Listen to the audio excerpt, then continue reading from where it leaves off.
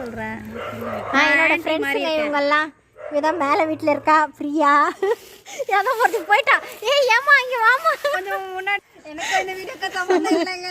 இல்லைங்க சம்மந்தம் இருக்குது பாருங்க. தூதுவளையில என்னடா இதை வச்சு என்னடா பண்ண போற? இருக்கணும் சிசர் வச்சு கட் பண்ணிக்கோங்க. ஆமாண்டா சொல்லுடா. சொல்லு ஏன் ஓடுற? சொல்லுடா.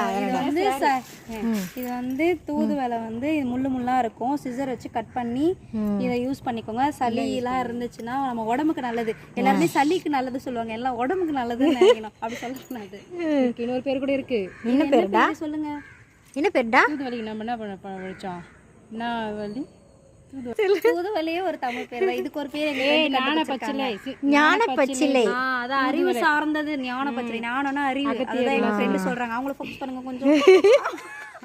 அந்த பேர் அப்ப இருந்தது, இப்ப தூதுவளை. கண்ணத்துல குழி விடுது பாருங்க எங்க அக்காக்கு. ரெண்டும் சொல்லுவேன், அக்கானும் சொல்லுவேன். எங்க அக்காவை ஃபோக்கஸ் பண்ணீங்கன்னா பாத்தீங்கன்னா கண்ணத்துல குழி விடுது. ஆமாங்க. இது வந்து குழந்தைங்களுக்கு அப்படியே 2 நாள்ல சரியா போச்சு. என்னடா இது வந்து ஜூஸ் எடுத்து கொடுத்துருக்க. பாத்துக்கோங்க, வேற எந்த இலையும் கொடுத்துறாதீங்க. பாத்துக்கோங்க. பூண்டு இதெல்லாமே இஞ்சி இதெல்லாமே நல்லா நல்லெண்ணெயில போட்டு வதக்கிட்டு இலையெல்லாம் நல்லா அலசிட்டு வதக்கிட்டு அரைச்சி குழம்புல கலந்து கொடுங்க. இல்லை தோசை மாவுல இந்த மாதிரி அரைச்சிட்டு தோசை மாவு மிக்ஸ் பண்ணிட்டு அதை தோசை ஊற்றிக்குள்ள கொடுங்க. ரொம்ப நல்லது. குழந்தைங்களுக்கு மேக்ஸிமம் நீங்க வந்து தோசை மாவுலேயே இது பண்ணி மிக்ஸ் பண்ணி கொடுங்க.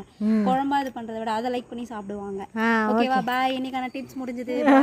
பை. தேங்க்யூ. இலையை தும்பிடாது. இது பாத்தீங்களா, ஒரு இலை இந்த கொம்பை கூட கொடுக்க மனசு வரல.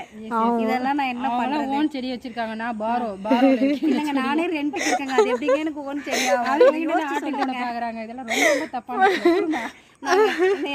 பாருங்க, நான் எத்தனை ஃப்ரெண்ட்ஸ் வச்சிருக்காங்க.